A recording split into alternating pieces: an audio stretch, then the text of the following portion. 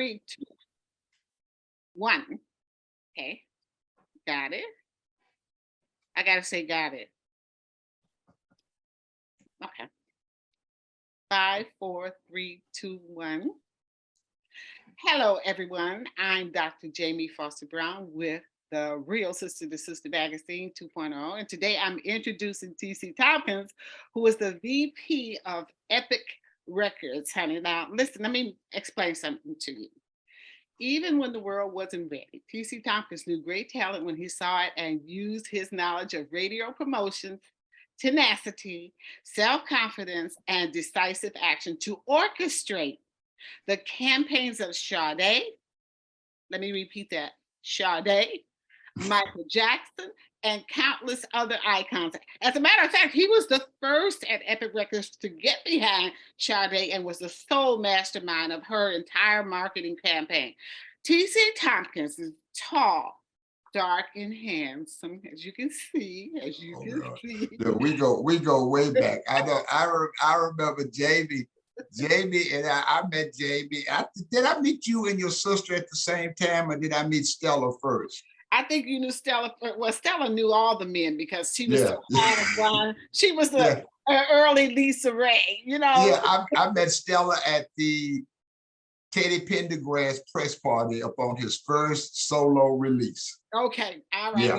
You knew him. I mean, TC, you were amazing. You got behind Sade and was the sole mastermind of her entire marketing career. And you know, you're tall, dark, and handsome, Southern drawl, can convince anyone to do what he wants. Charm, drive, guts, thank you, and a commitment to great unknown but very talented artists. Yeah. And you remain incredible. Now, Susan Blond, the vice president of publicity at Epic and Associated Labels, she said, one thing I can say about TC, there would be no Sade in America if it wasn't for TC. Clarence Avon, the owner of Taboo Records, the Black godfather of the music industry, says, I'm excited to tell your readers how great our time at Epic Records was and how amazing you, TC, were as a boss.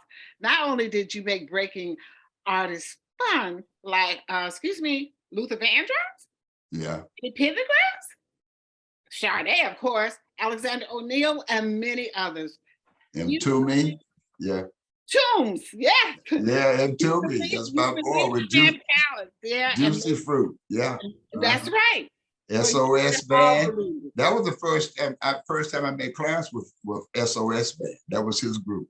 Well, I know it's Clarence's group. Let me show them this book now. This here right here. You want to know about the music industry and this fabulous man, this wonderful man. Let me just say one thing too. This is very important. During this time that TC reigned and other Black people, women or men, they supported me. They put their money into Sister to Sister magazine. Absolutely. These were people, if I was like short of an ad, I could call them and say, listen, we only got like 7 or 8 ads this month. Can you help us out? They would make up an ad for us, right? I mentioned that in the book about during that period. I really liked the fact that we supported Black trades and Black publications. I don't think are there any anymore? I don't believe there are anymore. Well, I don't know. I know it costs so much also, and if anything is they're online. Well, digitally, but I know back in the day, it was you and Sydney, and you and Sydney were the main 2 Black trades back in the day. Yeah. So let me ask you something, TC. How do I get a record today? I mean, if I'm a new artist, how do I get out there today? There's social media, there's which they depend upon greatly now. Social media has a big influence on what labels do nowadays. Matter of fact, because I've had hit records on radio and didn't have the kind of numbers that the labels felt that I needed to have on social media.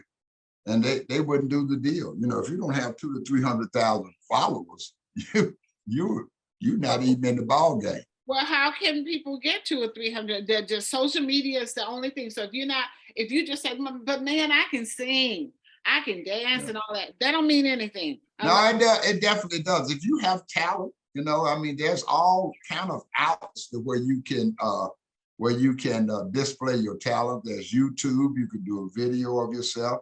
You can you can record yourself if you have a Mac laptop computer. So there are tons of ways to get into business.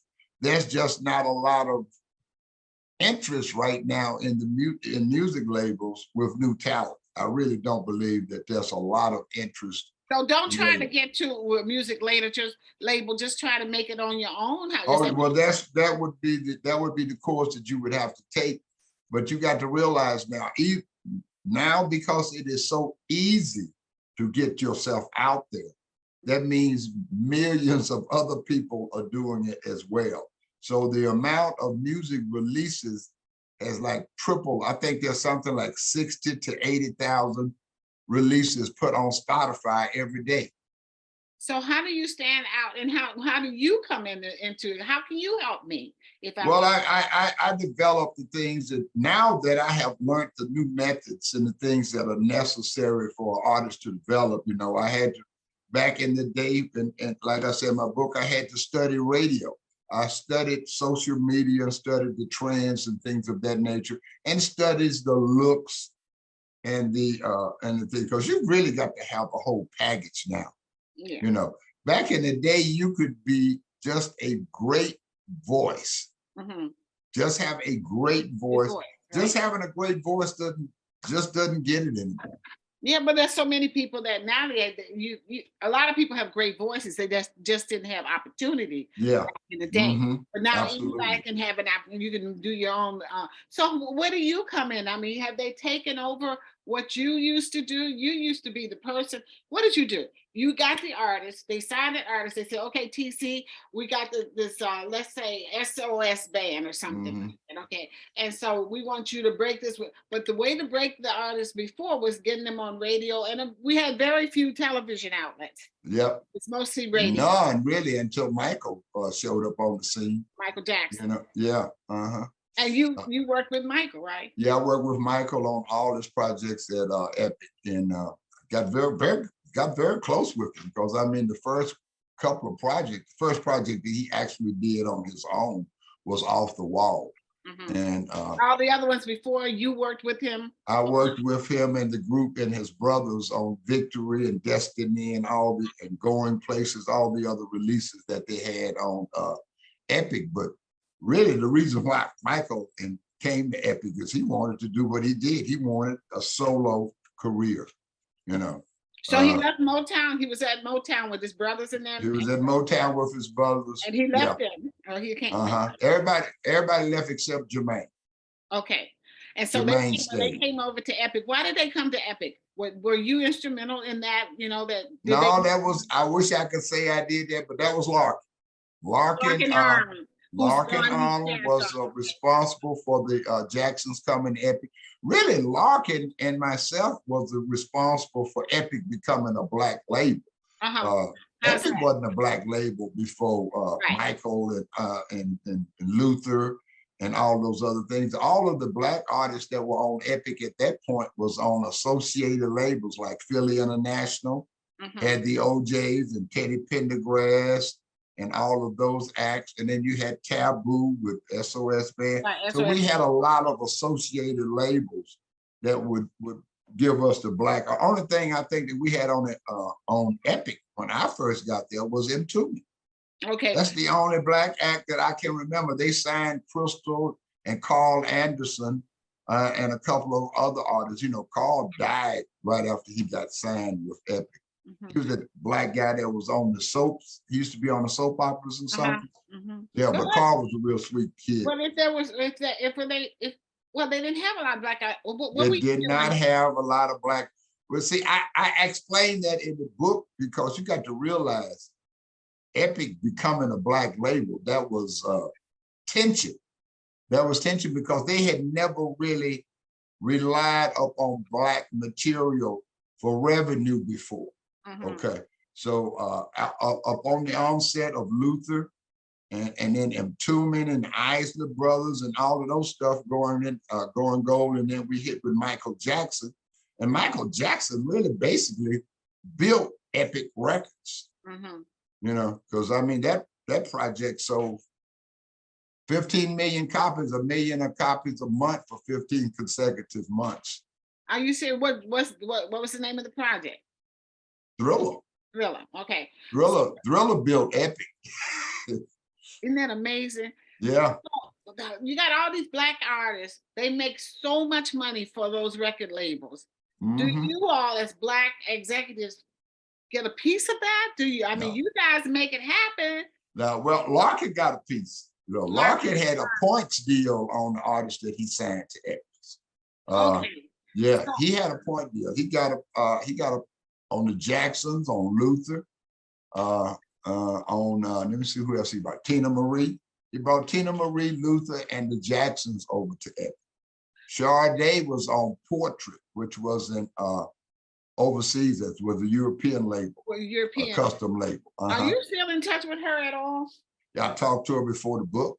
You know, I had to speak to her before the book because I had things in the book I wanted to say about the stuff that happened during that period.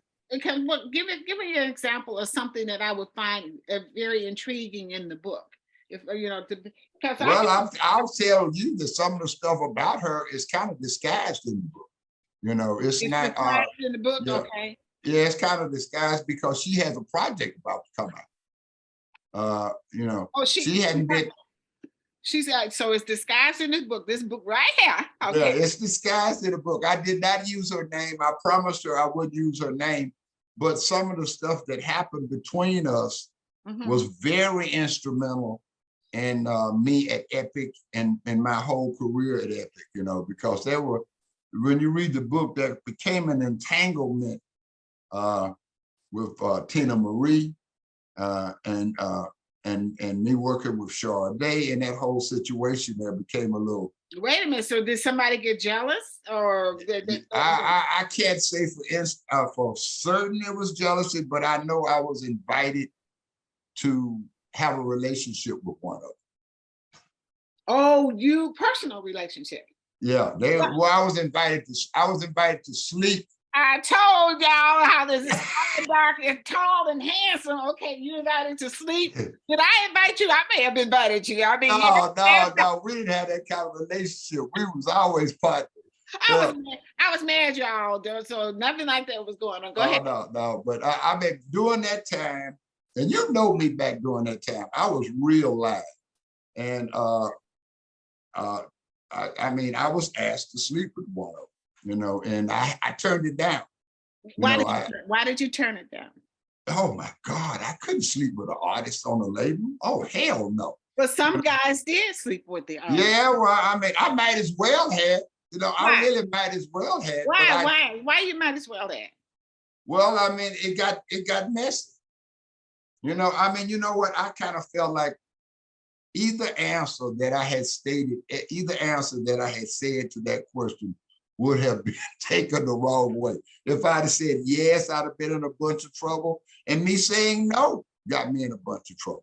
You know, I just didn't want to be invited into that situation. You know. So what happened when you said no? Did the artist say, well, I'll tell you this. In the book, I talk about the fact that Epic didn't seem to be, I won't say Epic, executives at Epic, certain executives at Epic wasn't pleased about Tina Marie's signing. I don't know if it was because of whatever reason, you know, but and it's in the book, I was personally asked to find a reason to get rid of Tina Marie. Oh my gosh. Yeah. And what did you, and you know me, the kind of person I am. First time I saw her, I told her. You know, I said, you know they want me to get rid of you. So how did she take that though? It was just, it's effed her up. She couldn't believe it. I bet it did. Yeah, I mean, because she had just got signed. And one of the executives at Epic called me into their offices and said, look, we just signed Tina Marie. we're not happy about that. We want to find a reason to get rid of her. So you know me, I said, because I didn't know Tina from Adam. You know, I said, okay. I said, no problem. I go down here and find a reason to get rid of her. You know, I didn't have no, but after I met her, I liked her. You know, she was a nice, genuine person. You were able to keep her on the label then. Yeah. Right. Well, I told her that what we're going to have to do is get you a hit record. I said, hit record to stop all of that. Okay. You know, and I was in the studio with her when she cut Lover Girl. See, and that was her big hit. That was a big hit. Okay. So this is interesting because I never realized it, because I've been knowing you a long time, but I never knew about because you guys were promotion. You all basically dealt with the artist after the record came out. Okay, here's the record, here's the artist, here's the background, get her on radio, get them on, get them on TV shows. That was your job. Right. Yeah. Well, see, I got a little bit more deeply involved with it because I was in the studio with a lot of these acts. Okay. I was in the studio with him Toomey when he cut Juicy Fruit. I was in the studio with Tina Marie when she cut Lover Girl. I was in the studio all the time with Teddy Riley. I worked with Teddy. I discovered Teddy. I signed Teddy when he was 15. How come you all can get that, but you all couldn't get a part of those artists, right? Meaning, that was back before they were being fair with black executives. Now you got to realize that was the 70s and the 80s. Well, matter of fact, how did you feel about that? Because I hated it. White executives would get part of. They were getting paid. Yeah, one of the reasons why I was no longer at Epic, and I stated in the book that I became very much an asshole there. I was very good at what I did, but I kind of lost respect for the label because I know I was kicking everybody else's ass. I mean, we were the #1 label in the world, not only in the US. We were the #1 Black label in the world for 3 consecutive years. And I was in New York for 6. Okay, I ran that label for 6 years. 3 of them, we were #1, okay? And I had to go and act a fool to get promoted to vice president. You see, you got to realize I took over when Epic and CBS had those massive cutbacks in 78. They fired half of CBS and Epic. That's when I took over as national, I was already national, but they basically just handed everything to me and told me to get rid of all of these people. I had to fire 18 to 20 people my first day on the job. Black and white? No, just black. Just all black. Wasn't no white, wasn't no black people in charge of no white That's staff. what I'm saying, so I just want to back in the 80s, please. Yeah. So and then they brought the Leo in. That's when Frank DeLeo. That's when I first started working for Frank DeLeo, was in 79. That was with Michael Jackson, because that's when Michael released. Yeah, when Michael released Off the Wall. Off the Wall. That was your record. That was my first record with Michael. And you also see in the book, Bruce Lundvall was president of CBS at that point. Yetnikoff had taken over, but Bruce, that's right, Bruce was there when we dropped Off the Wall.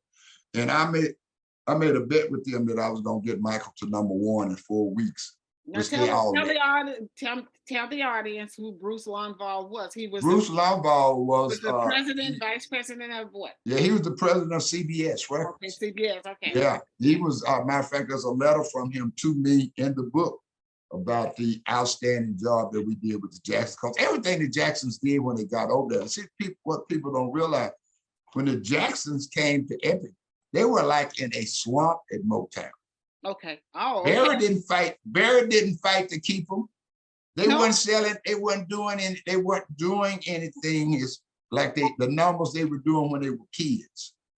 Okay. Okay. So when they were kids and they first came out, then they had good numbers. Okay. They had good numbers, but they went through that transition of becoming grown adult men. Okay. And it kind of, that period is kind of real scary with artists, that you can lose your grip on your fan base. Right. And they were trying to search and refine their fan base when they came over. They had Gamble and Huff do a project on them called Going Places.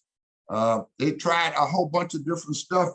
We had mediocre with success with Victory, Dynasty, and all of those stuff. They went gold and stuff, you know.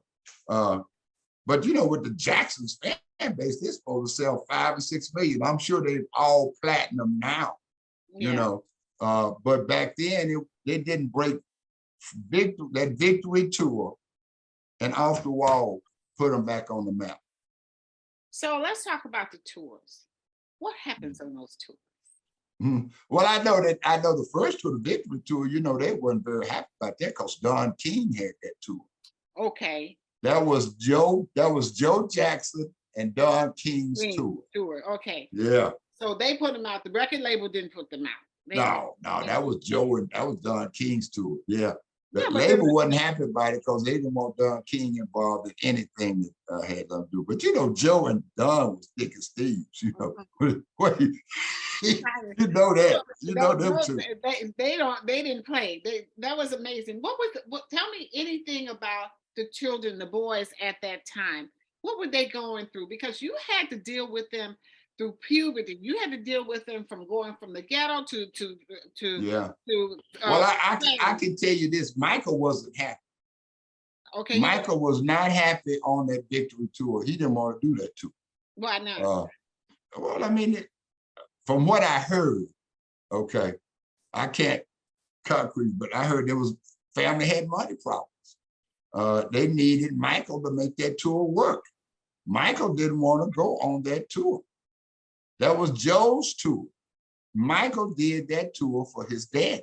Do you talk anything a little bit about what the relationship was between Joe and the children in general? Because tense. Very tense, right? Yeah, tense is the best word to use. Yeah. I'd never seen, the whole time I've been with Joe and Michael especially, no kind of affection or nothing like that. Joe was pretty hard on them. Oh yeah. He was respectful to Joe, but it was a distance there. You know, matter of fact, before Michael died, I got to be as close to Michael as almost any of his brothers. He used to call me all the time, talk to me about stuff, you know, because I was just telling the truth. Mm-hmm. You know, What would you tell him, for instance? Well, I was concerned that he was going to be, you know, once Epic discovered what a huge act he could be, because when Off the Wall came out, Epic was scared. You know, there was a lot of they had a lot on them to break the first Michael Jackson release. They were unsure of Michael. You have to realize Michael had never had a solo project other than Ben. Okay. That record he did on that movie. About the Mouse. Yeah, About the Mouse. So they weren't very confident of it. Matter of fact, I think Freddie DeMann was Michael's manager back then. Oh boy. Because he used to, you remember Freddie DeMann? Yes. Yeah, Freddie DeMann, and he used to have Taste of Honey and Michael Jackson. Okay. And I talk about Freddie DeMann in the book, boy, what a character. But when they brought that project in there, they were concerned. I mean, matter of fact, I say in my book, that was the first time that I ever felt any pressure from the label concerning the Jacksons or Michael or anything. I could tell when we had the marketing meeting, everybody was there. Bruce, all the VPs, so you could always tell the weight of the release by the number of people that were there. Right. Yeah, and on the meetings, you know. So, you know me with my bold ass, I'm talking shit. I mean, once I heard that album, I was confident that it was going to be a monster release. This is Off the Wall you're talking about. Yeah, Off the Wall. Yeah. Okay. Right. And also, I already knew Rod Templeton, who had written most of that stuff, because I worked with Heatwave. If you go back and listen to a Heatwave project, you're listening to Off the Wall. They're just putting Michael's voice on the Heatwave track. Are you serious? Okay. Oh yeah, Rod Templeton was the keyboardist for Heatwave. Okay, and that's where he got those tracks from. So Larkin, are you in touch with any of these people I mean, Larkin, I'm saying Larkin. Larkin, you talking about Larkin? Yeah. I don't know why I'm sitting up here thinking, because last time I went to see Larkin is very quiet nowadays. I mean, shit, he don't have to talk to nobody. He made enough money off of Thriller to buy himself an island. Well, explain to them how he made money off of Thriller. What was his? Well, and the funny thing, but I know CBS hated that deal after they did. Okay, because they brought him over because of the success of Maze, which I broke. They brought Larkin over. Yeah, they brought Larkin over to CBS. They brought Larkin over to Epic and CBS for Black A&R. Okay. Black artists and repertoire. That's artists reservoir. Yeah. Repertoire. They brought Mark Larkin over to boost up our Black department. And I used to always have this argument because Michael and the Jacksons were signed by Larkin. That's not the pop division. So Michael and the Jacksons are a Black project as far as I'm concerned. Yeah. And that's how Michael and I got close, because I saw how once Off the Wall had broke, Thriller was being treated entirely different. It was being treated like a white act. Okay. Well, and I took explain to my audience what that means to be treated like a white act as opposed to being a Black act. Well, there was no no Black media was in the budget. No Black radio was in the budget. So they're not paying for you all to go out and promote the record with Black media. No. Well, no, I mean, on the first marketing meeting we had, they were going to take it straight to pop radio. Not to Black radio. No, they give it to the Black radio station. They gonna take it straight to pop radio because they figured after Off the Wall, he's proven that he's a bankable pop artist. Okay. So they're gonna release it to pop radio. I was insulted. And I told Michael. You said you were insulted? I was insulted. I told Michael too. That's when Michael and I got close. Because I went out there. I went out to his mother's house. And there's a picture of me, Joe, and him, and Maurice Warfield at his mother's house. This was before the release of Thriller. And I told him, I said, man, they're making you into a white boy. Well, and yeah, he did turn. Well, but I mean, I say this now, Michael knew he was Black. Michael knew he was Black, and Michael knew how racist labels were. Michael called Tony, the boy over Sony, a racist to his face. Michael knew what time it was. Michael saw it. So when Michael died, what did you think then? Did you think that was unusual? How did he just die with some? I don't even get me to ask about that, because let me see. Michael was so far ahead of his time. Michael had bought up almost everybody's publishing, okay, and was trying to buy Marvel Studios. Didn't he buy the Beatles? Yeah, he bought all the Beatles stuff. All the Beatles publishing. He owned all of that stuff. Matter of fact, Sony just gave his family $500 million for his publishing, for 50% of his publishing, not all of it. Not all. For 50%. Everybody talk about Bruce Springsteen get 200 million, 300 million. They gave Michael $500 million. So wait a minute. So the family is still able to get money from. Oh my God, the family don't need no money. I don't know who's on the wheel, but I know Prince and his children don't have to worry about money ever. Right. Yeah, ever. Yeah. So this is amazing for you to have been part of this. Let's talk a little bit. Michael was huge, but you had Teddy Riley and you had Teddy Pendergrass, and any stories of what was going on with them Teddies, honey? Teddy Pendergrass was a trip. That was my boy. I love Teddy. I mean, he was ignorant. He just loved having a good time. Okay. Yeah, he was a little wild. Okay, but did you have to save any of your artists from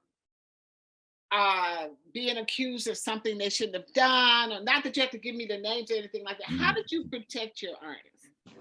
Well, there was a shooting when Teddy Riley and Guy was on tour with New Edition, back when they did the Superfest. There was a boy that got killed. One of the bodyguards, one of the boys got killed.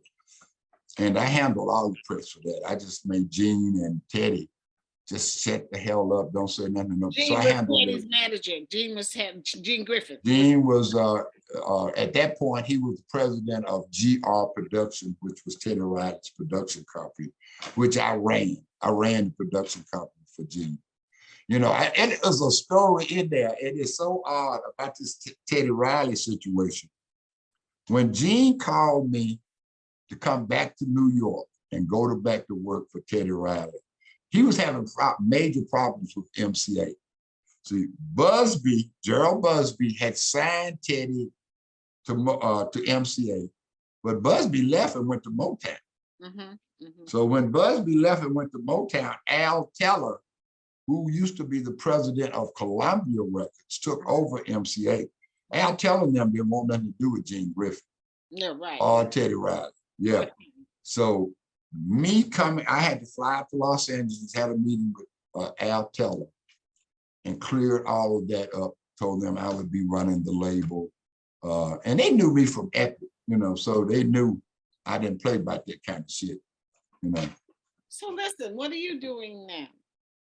Well, I'm looking at 2 or 3 artists that I really want to represent, you know. Radio is dead. Labels are not even really considering radio anymore when they release product. Okay. If they do, it is a small budget. They're putting their eggs in a lot. So radio is suffering in terms of the music industry. Oh yeah, radio is suffering desperately as far as music is concerned. You know, but they did it to themselves, and I kind of understand why they did it, because you can't compete with the internet, you know. So yeah. So you know, well, the internet it shut out everybody because people had their ways of doing things. They have access. That's right. Everything that anyone else had, you know, you have instant access to everything all over the world. Yeah. Yeah, so you can't compete with that. So, but like I say, I mean, it aggravates me because I still work radio. But radio took a step back from music. They still play hit records that are proven.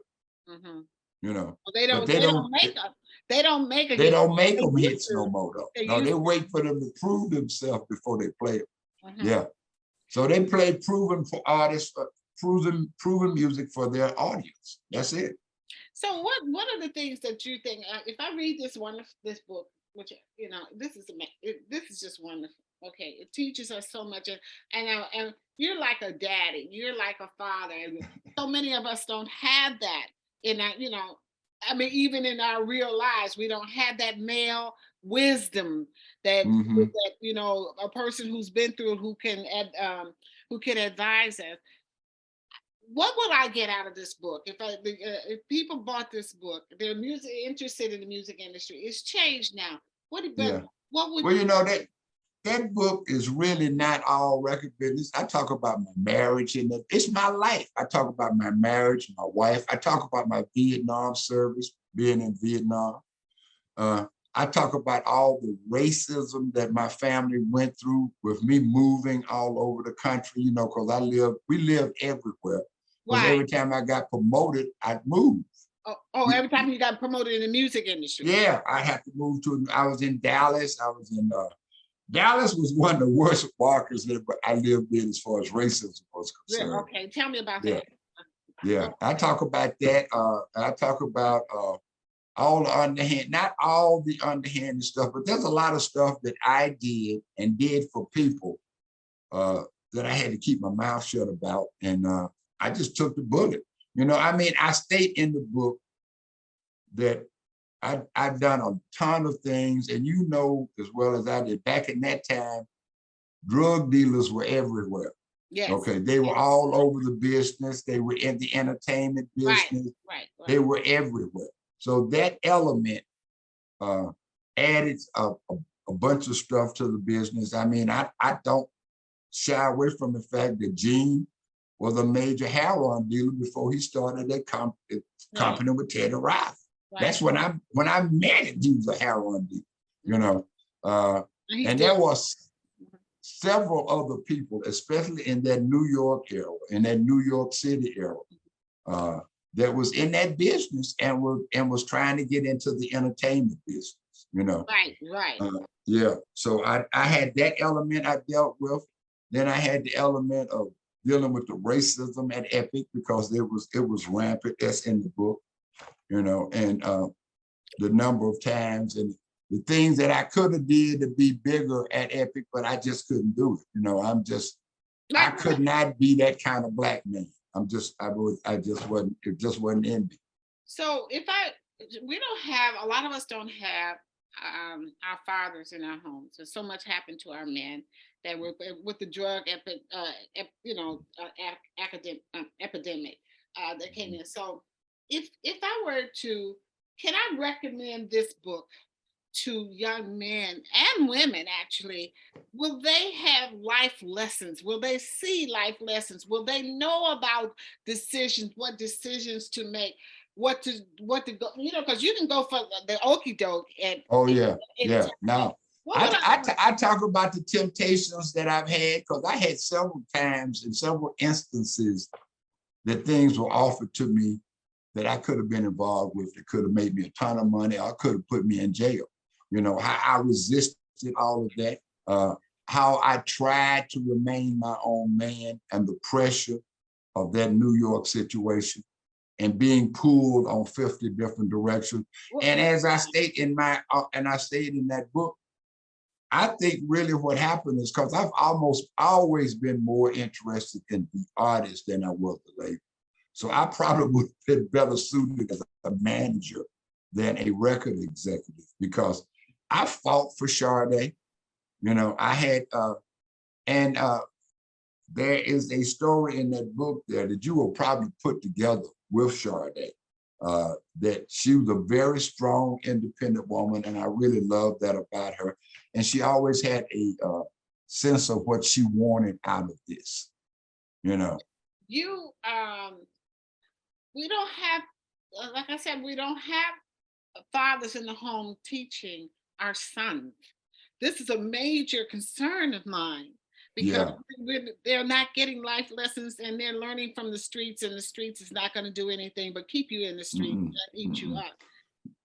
What kind of lessons are there? Any life lessons? Yeah, you know what? Was one major life lesson in that book that I think a lot of our black men are missing. And I state in that book, when I left home, when I left East Texas, being raised by my grandfather and my grandparents, I was as sure of myself and what I wanted to pursue in life. And I had my values already intact. You know how you have that family that raises you, that makes you go to church, that puts certain standards and certain things into you where you have self-pride in yourself. And I had self-pride when I left home. You know, I think that is something that is lacking in a lot of our youth nowadays, is having that self-pride. So if the kids read this book, can it help them? I see you in here having dinner with Michael Jackson. The pictures are really very intimate, very, very. Thank you. Moving. Oh no, it's plenty of life stories in there. You know, because I mean, I did what I did, knowing what I was doing. You know, knowing the risk that I was taking, knowing what I was risking, and still did it, and still, as they say, took my medicine. You know, you realize in the book, there's nothing that you can do. Because I stated in the book, when Epic fired me, and I'm not trying to say that I quit or resigned. They try to say I resigned, but they fired me. Why? Now, when they fired me, Why? Why did they fire you? Well, I had become disrespectful. That'd probably be the best way to put it. I had become disrespectful. I was like in The Wiz, the movie The Wiz, I had seen behind the curtain. Okay. And what was behind the curtain? Well, I knew my value and my department's value, and it wasn't being treated or respected. Because the white divisions got much more money. They got more money. They got more personnel. They got Yeah, I say in my book, I never even had a national staff. Now that's unbelievable. That's unbelievable. I never had a national staff the entire time that I was at Epic. So you didn't have a staff? You had a secretary? I had regional people in the field, but it wasn't nobody in New York but being my secretary. That was it. I never had a national director. I never had a national. When they promoted me. How many records did you sell? That came under you? How much money? Do you know how much money came out? Well, I know Diamond Life sold 20 million. Michael Jackson sold 250 million. Tina Marie sold about 10 million. Off the Wall sold 10 to 15 million. Toomey, Tina Marie, Isley Brothers. In Between the Sheets, they didn't want to release that. I fought for that. Patti LaBelle's only #1 record in her entire career, If Only You Knew. If Only You Knew, right. That's right. I did that. That's right. I said, Jeff, I'm good at what I do.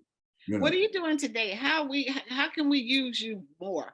I'm consulting artists now and working with artists. I mean, I don't try to do as much radio as I used to do. I would love to, but nobody needs it anymore. I work with artists on their social media presence. I build their followers. I build their streams. I put them on promotional tours. I do tours with artists now. I've had, the funny thing, and I've had at least since I've left Epic, I've had probably 5 or 6 platinum records. Domino, Ghetto Jam, platinum, J Dash, WAP, triple platinum. Okay. I worked on who's this other artist I did Flow Rider. I mean, when you say you had that, so that my audience understands, is that you were the one that took those projects into the radio. Absolutely. I've had 3 or 4 top 5 records. I had George Tandy Jr. March was #3. Doggone John Legend kept me out of #1.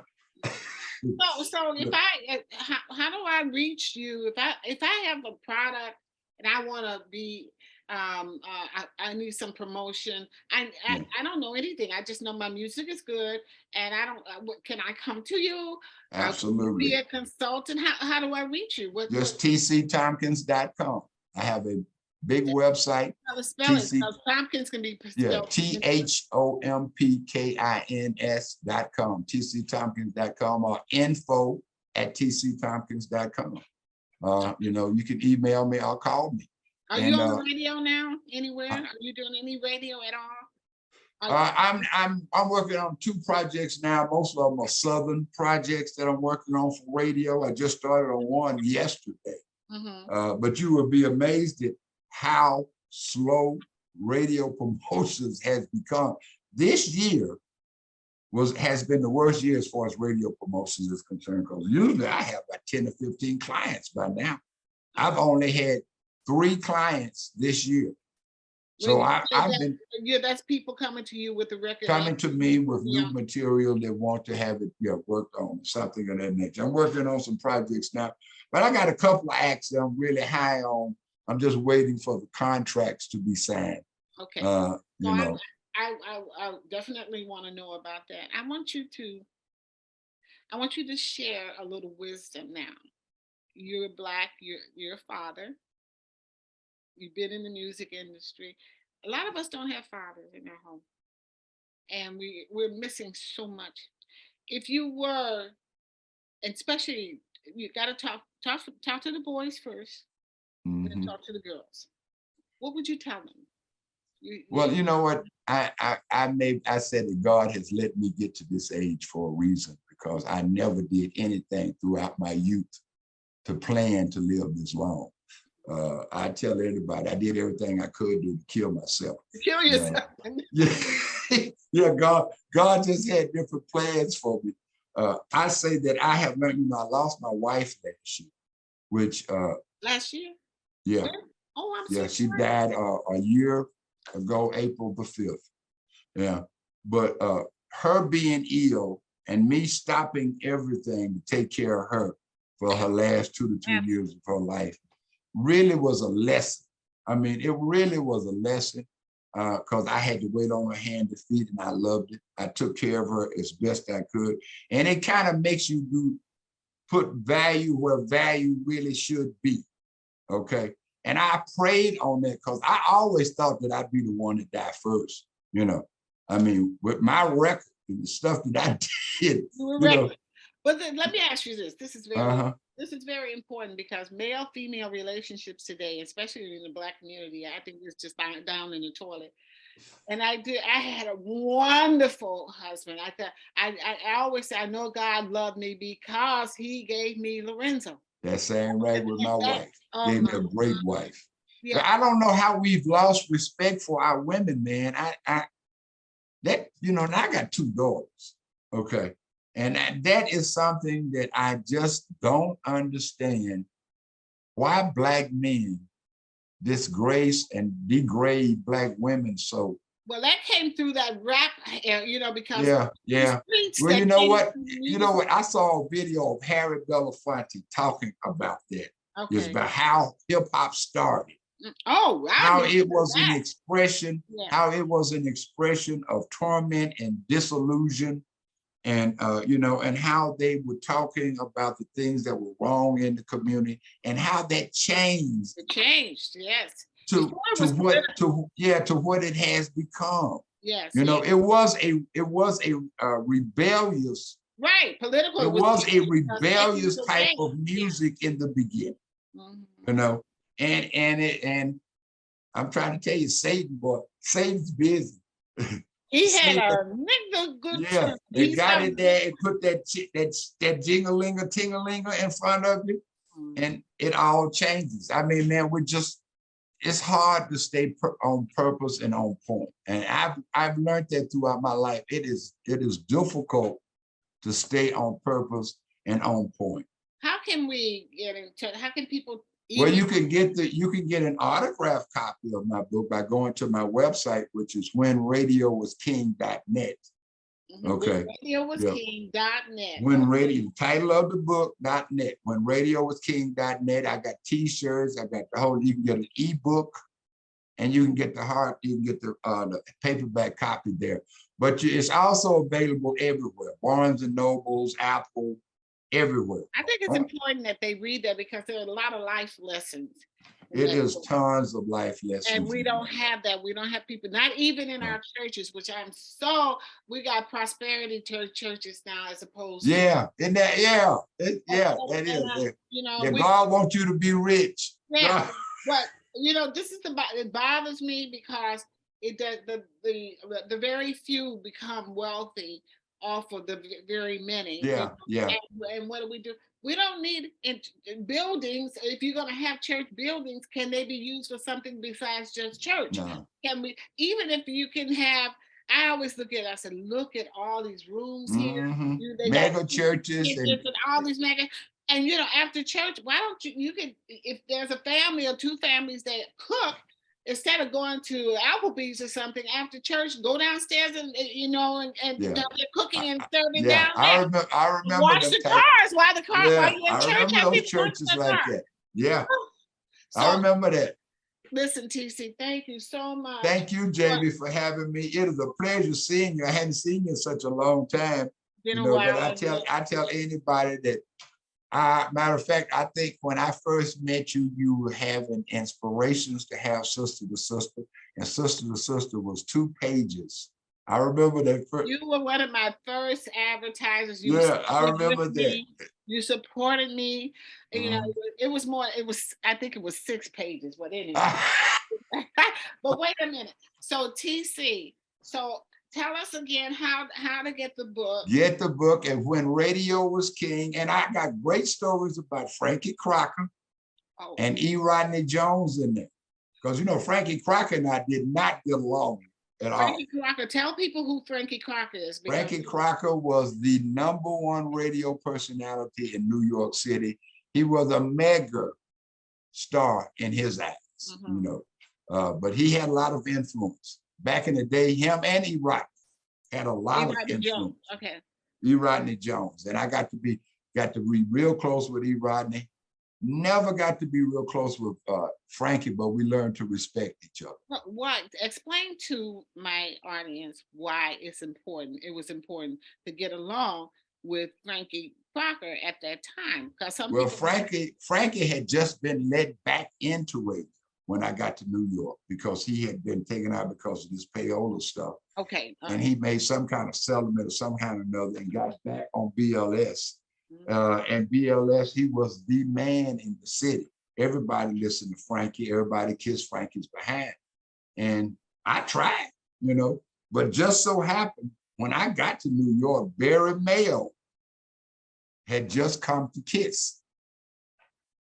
Barry Mayo took over KISS Radio in New York when Frankie Crocker, he was competing against Frankie Crocker. Okay. Frankie Crocker and I fell out because Frankie Crocker got a copy of Always Forever and Love from Luther Vandross. Luther gave him an exclusive copy from the studio. Okay. Gave it to him. Nobody else in the country had it. So Frankie was gonna play it. Played it all day. So I had to serve him with a cease and desist. So we fell out after that. Y'all fell out after that. Yeah. But told him that was no longer Luther's product, that was mine. Why were you dismissed from Epic? What happened? They accused me of taking money from artists, which wasn't true. Told me I was what was the word? I've forgotten how it, but they was basically saying that I was extorting money from artists. Mm-hmm. Now I say this in the book. Anybody that's ever been in the music business, nobody is stupid enough to take money from an artist, because you ain't gonna never please an artist. Mm-hmm. You never please. I was never stupid enough. Now, I may have done some corrupt shit in my life, mm-hmm. but I never messed with my position at Epic. I never jeopardized it. I never slept with anybody that I shouldn't have slept with as far as artists were concerned. I never took money from any artist or any manager. Are you happy today? Oh, I'm happier than I ever been. Mm-hmm. I really am. I was really happy after. Took me a few months to get over being pissed at Epic.